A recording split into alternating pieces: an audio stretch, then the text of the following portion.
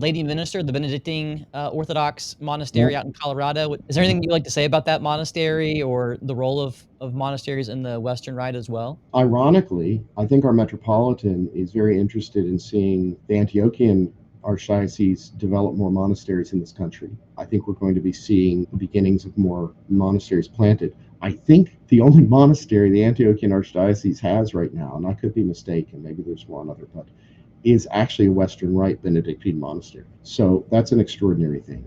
They have oblates. Anybody can be an oblate. You can contact them, Lady Minster, on their website. But a lot of the oblates, they have hundreds of oblates, and many, many oblates are Eastern Rite Orthodox people, Eastern Rite clerics, priests are oblates, and they enjoy bringing that into their spiritual life and experience. You know, I know a lot of Eastern Orthodox folks who pray the Benedictine office, for example, and it's important for them to talk to their priest about it first, you know, the prayer rule and all. But we've invested at St. Patrick's a tremendous amount of resources and energy into reviving the Benedictine office for parish use. And so we're very excited about that. I really believe that that could create a real cultural shift in America if people could embrace this and start making it a regular part of their life, really connect them with St. Benedict in the West, and it keys in with the Mass and our calendar in a beautiful, profound way. It builds tremendous stability in somebody's life to pray the daily office. And the Benedictine office is actually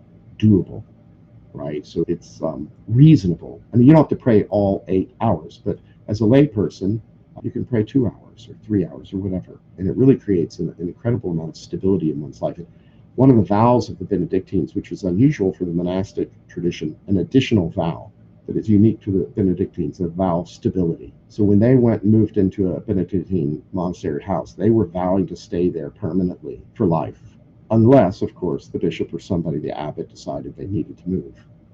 But they were taking a vow of stability. And I think this vow of stability, this sense of stability, is absolutely critical for us in our day and age, and especially as Orthodox Christians. We need to let God plant us in a community, and God does move us, of course, but unless He moves us, and if He moves us, great, fine. But otherwise, we need to hunker down, plant roots, be stable, and find Christ where we are, right in the mundane, in the banal. We need to find Christ in the ordinary. That's how you're going to become holy. That's how you're going to become holy. And Benedict was really strict about this. Oh my goodness. He scoriated these monks. They had a big problem with monks running around, you know, from place to place. They heard about something happening over here, and they run over here and they run over there.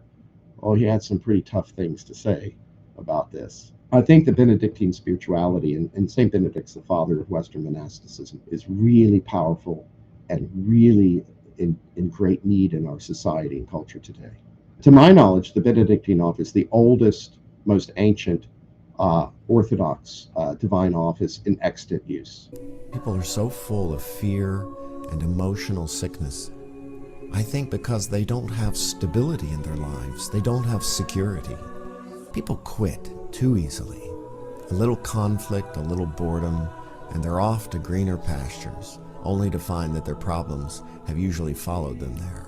It's this Benedictine value of stability, which is one of the greatest gifts the monastery has to offer the world.